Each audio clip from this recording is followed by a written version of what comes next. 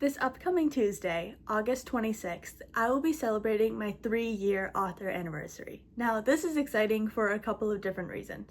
Reason number one, it's my 3-year author anniversary. I have been published for 3 years now, and that's what this video is about. I'm going to be sharing with you some of the best, biggest, most important things I have learned along my author journey. Another reason it's pretty exciting has to do with these books right here. My debut novel, The Mageye, also celebrates its 3-year anniversary on the 26th. Seems pretty obvious, but what you might not know is The Mageye and the rest of the trilogy it comes alongside, Illusion of Fear and Beldestine, has been unpublished. That's right, these covers, these books are no more. My debut novel, my debut trilogy, is going through a revamp, and I have an exciting announcement coming on the 3-year anniversary that has something to do with second edition news. We're talking new scenes, new formatting, new bonus content, which might be what I'm most excited about, and new covers. So stay tuned for Tuesday. We have lots of exciting things going on this week with Mageye related things. But today I want to talk to you about some of what I have learned, and while we do so, I'm going to be painting this snail. Why? Well, because Beldestine celebrates its 2nd birthday on August 25th, and there's giant lava snails in the book, so let's get painting and let's get discussing. When it comes to writing a book, publishing a book, or really anything in life, showing up, I think people say, it's half the battle, and they say that for a reason. But when it comes to writing a book, there is a very simple fact that your book will never be written, it will never be published, you will never make a single sale if you don't show up.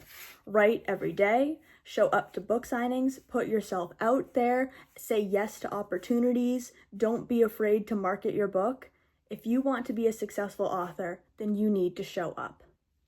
While I have always known how important it is to put in the work and to show up and to do hard things, I've really been learning this lesson all over again this past summer and even this past year.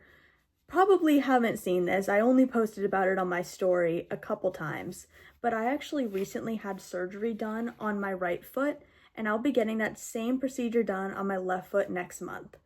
I have very severe plantar fasciitis in both feet, and I haven't been able to walk, stand, really do anything without help for a long time now because of the level of pain I have been in. And then recovering from surgery, well, it's given me a lot of time to write. I will tell you that.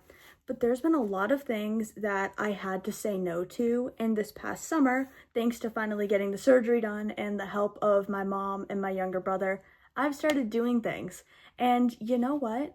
When I started showing up for book signings again, I suddenly started getting a lot more sales. And last week, I met a gentleman who was very excited about my books. He was raving about them, so excited. He works for a magazine in town. He got me connected to his publisher, and guess who's going to be featured in the town magazine next month? All because I showed up. This is the base and the style we are going for. In Beldestine, there are snails that are the size of horses. They can scream, they can hear, they can smell, they can climb walls, and they leave burning trails of lava behind them. They're actually based off of real snails. Now, the real life lava snails, they are quite a bit smaller. They are not the size of horses, and they live underwater. They're an aquatic snail. Mine aren't. Mine swim in pools of lava though. And this is what we are styling my snail ornament to look like. Don't be afraid to ask for help, and don't be afraid to make mistakes or to realize you need to do something differently than you originally planned. This is something else I have been learning this past year, particularly with the problems I've been going to physically. I have been needing to ask for help with a lot of things I wouldn't normally need to ask for help for. And then when it comes to publishing, well, I simply would not be published if it weren't for the Instagram writing community. The tips they post on their pages, becoming friends with them, being able to ask them questions, seeing them put their stories to life, all of those things really, they are the reason why I was able to publish. But there's also going to be mistakes, and you are going to fail, and you're going to have to change your mind, you're going to have to change your plan, you're going to have to do things over. I'm trying to mix together a light orange/yellow color because the snail's antenna in the book glow when they are mad, and I am just we're struggling here. So this gives me an opportunity to talk to you about some of my biggest fails and my biggest almost mistakes. The first one that comes to mind has to do with what is actually my best-selling, my most successful, my most popular book, Unbound. Unbound is both a prequel to the Mageye series and also a standalone introduction to the world, which is a lot of fun because while the books, the trilogy, are unpublished, you can actually still read Mageye-related books with Unbound. Great, right? Yeah, well, I almost destroyed that book multiple times when I was publishing it. The first way I almost destroyed it was I really, really wanted it to be a novella. To the point where when it was 70,000 words and I wanted it under 40,000 words, I started word slashing hard. And it wasn't until I was starting to hate the book, I was starting to dread release, I was so scared, my mom sat me down and she told me to publish the book how God wants it to be, to write the story that God has given me in my head and to not worry about anything else. So, Unbound is about 70,000 words. It is not a novella, and I'm very, very happy I undid all of that word slashing. Something else I did with Unbound is I almost published it before I was ready because I was so stubborn. I was so determined to publish it before June, which is when I published it. I really wanted to publish it on May 1st, preferably even April if I could, and I was almost making myself sick. I was so stressed out. I was working so hard on it. I pushed back the release a month. I released it on June 12th. Thank God I did. I'm really, really happy I did. But that goes to show you, don't be afraid to make mistakes, admit you were wrong, and do things all over again.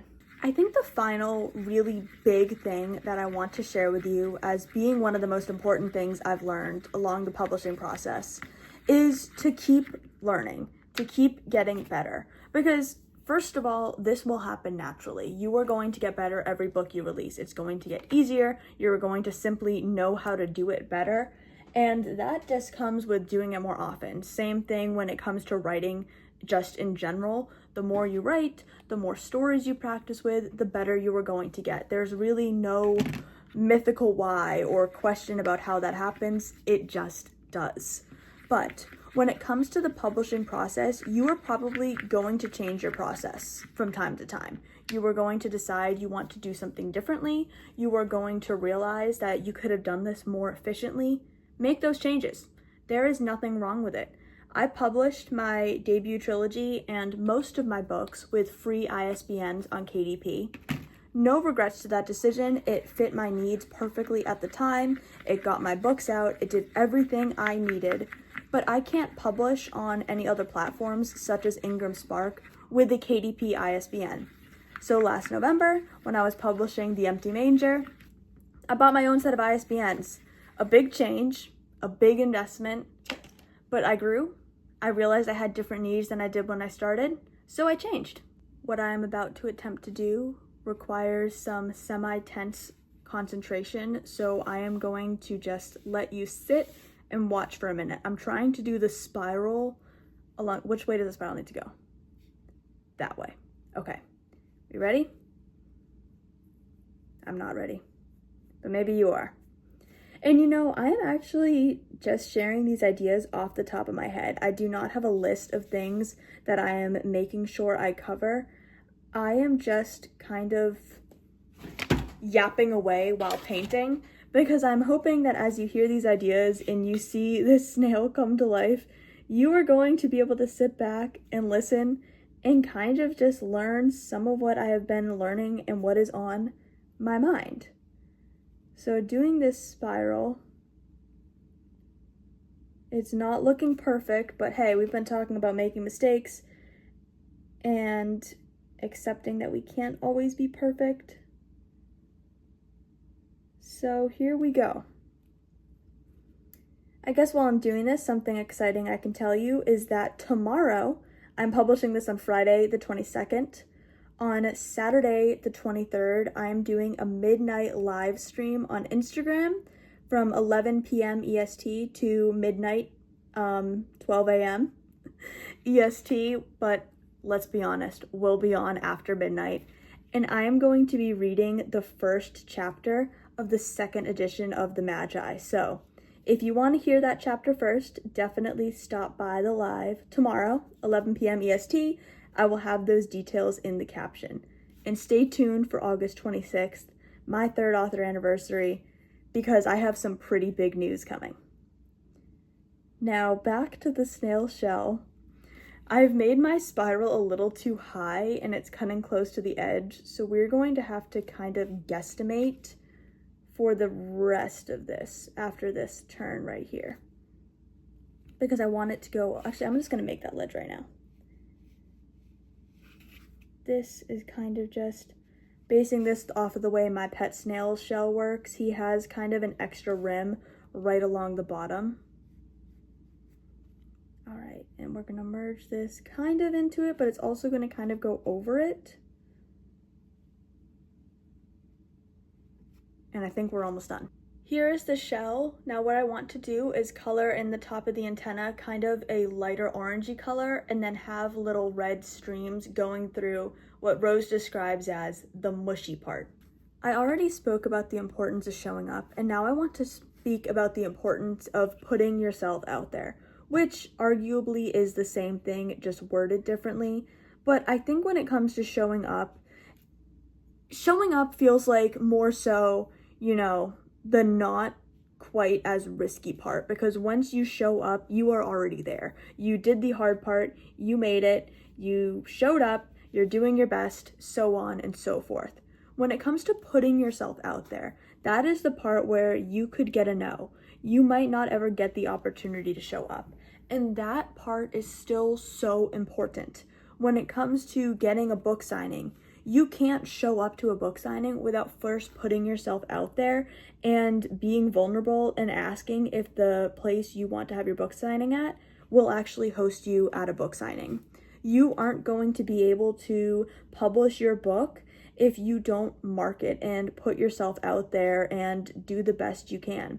You're not going to make a single sale if you don't market. You're not going to make a single sale if you don't talk about it, if you don't put yourself out there, if you don't ask if you can help somebody with some project and mention your book, or ask if you can make a connection with this person, and so on and so forth. It's just not going to happen if you don't put yourself out there. So while once you get these opportunities, or maybe one lands in your lap that simply doesn't require to put yourself out there, all you need to do is show up. Put yourself out there anyway. Don't miss the opportunity to show up because you didn't put yourself out there.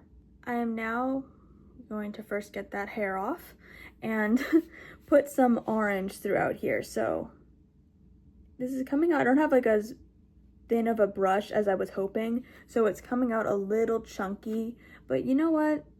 That's fine. I'm making a video all about what I've learned, and a lot of what I've learned is that it's okay to make mistakes, and you need to put yourself out there even if it's going to be a no, and you need to at least try. So here we are. We're trying, and we are doing, kind of.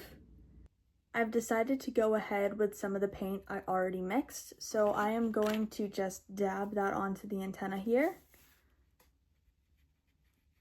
And if you want to learn more about these lava snails and what exactly is happening in the world of the Mageye, stay tuned for the second editions. But if you really can't wait to find out about something, anything Mageye related, check out Unbound, because, well, it might not have lava snails, and, well, it simply doesn't have lava snails. I'm sorry, it just doesn't. It does have a story of hope and self-healing and the origins and villains and being banished and losing everything and fighting for your life back and healing yourself, and there's found family and there's purple ribbons, and there is a sweet little couple whose names I cannot share, but I promise you will be very fond of soon. So, that intrigues you, check out Unbound. If you want to wait the Mageye revamp, well, stay tuned until August 26th and you'll have a little more details to go off of. And there you have it. One slightly smaller than a horse lava snail coming to bookshelves near you in the form of Beldestine on a date I can't yet say. But the second editions are coming. I promise. I'm so excited to be saying I have been an author for 3 years now. I really hope that you learned something from this video in my kind of rambling thoughts of what I am currently learning, what I have learned. If I were to be asked what the most important thing I have learned is, I'm not sure I have a good answer. I think it will depend on the reason you are asking, your stage in the publishing process, and where I am currently at. Because there is so much to learn, and I am so grateful for everything I have learned. Thank you for being here. Thank you for supporting me as I celebrate 3 years of being an author. I hope you stick around, and I really hope to see you tomorrow at 11 p.m. EST for my midnight kind of party reading of the first chapter of the second edition of the Mageye. Thanks for watching, whatever time it is, morning, evening, or night. Have a great day.